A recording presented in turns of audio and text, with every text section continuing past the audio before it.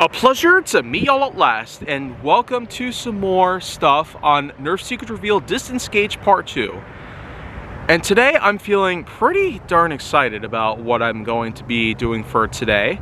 And, well, if you're already familiar, the Dino Squad lineup is one that I consider to be really well done. And for its debut in 2021, it brought along 3 blasters in the same way that the XL series, Hyper series, and a bunch of other newer series showed up to begin with. But what we're going to do today is talk a bit about the medium-sized blaster from the bunch.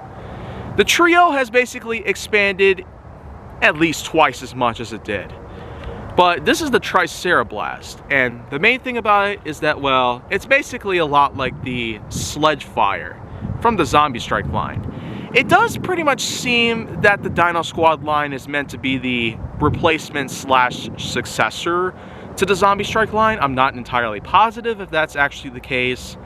But in the same way that the XL series tried to overthrow the original Mega series, and how the Super line was able to actually overcome the many things about the Elite line, being that it was originally known as Elite 2.0. The Dino Squad lineup, on the other hand, though, seems to be the replacement to the Zombie Strike line. And I feel like, though, that because of the fact that, well, all 3 of these lineups have replaced those other lineups, the Elite, Mega, and Zombie Strike lines, they've pretty much been gone, and there's pretty much nothing else left of them now. We can't really get anything new about them at this point, so Hasbro's just been focusing on a lot of this. So Dino Squad, XL, and Super is pretty much what we're seeing more of nowadays than those other 3. The latter is basically just gone completely. So as of 2021, we've basically been having to deal with blasters like this. But to be fair though, this is a really darn good blaster. The shape of a Triceratops skull, complete with a break open barrel that reveals 3 chambers inside, not to mention a 10 dart storage area in the back right here. 10 darts plus another 2 more that I was able to grapple on. So in total, I'm able to fit 12 darts on here. 12 darts, and I'm sure you could probably do the same exact thing. So one of these barrels is empty, so I'm just gonna top off right here. And like that, we're basically ready to go. I'll only need 6 shots though to make this test possible, because as we turn the camera around 180 degrees, we can see the range right ahead of us. And with that in mind, let's get this blaster primed up and ready to fire.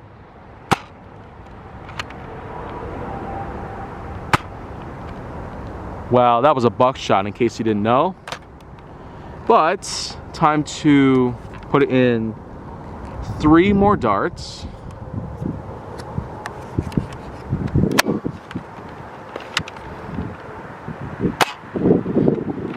That one went pretty far. Another buckshot just happened. So what we're gonna do is we're going to start at the 0 foot mark.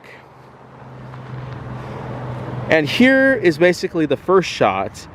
I'm basically gonna count this dud as the lowest shot mark, so 5 feet, which is pretty depressing to know, but at least a good majority of these were actually able to get pretty darn far. So as we proceed further upward, we could see a good majority of them, and we're gonna call 42 feet to be the middle point. As for the highest point that we're able to find, well, here is a super dart in the orange and blue color. 60 feet is where it's at. So if you were to buy yourself a Tricera Blast at any known location possible, then chances are you could basically get 60 feet as your maximum, which is pretty nice for a Dino Squad blaster. But yet we've seen better, especially from the Ultra line. And I've talked a lot about the Ultra line lately, but that's because I'm a really big fan of the performance it was able to achieve in this series. And so whether you might disagree on it or agree on it with me, either way, I'm pretty astounded by the fact that we've seen a lot of excellent results from blasters, especially since the first series had come and gone. But in any case, the Dino Squad Tricerablast, being the second blaster that had come along in the Dino Squad series, has shown us that we can actually accomplish probably less with more.